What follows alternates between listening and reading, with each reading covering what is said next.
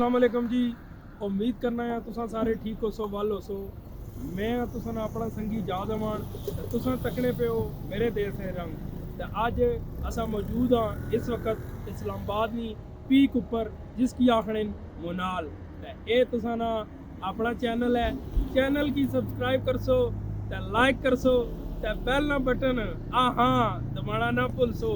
एक और गल भी दसा ने, ये तुसा ना अपना चैनल है, इस चैनल ने बारे में किराए दियां बुढ़ियां पता क्या आखनियां, हाई अपना चैनल है ना इसकी आखने माड़े देश ने रंग।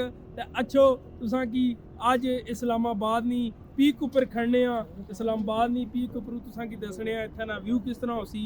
ते जुड़े रहसो, ते खुश रहसो, आबाद रहसो, ते चंगे रहसो। अच्छो ते तुसा की इस्लामाबाद नी सैर कराने आ, मुनाल उपर गछने आ जी।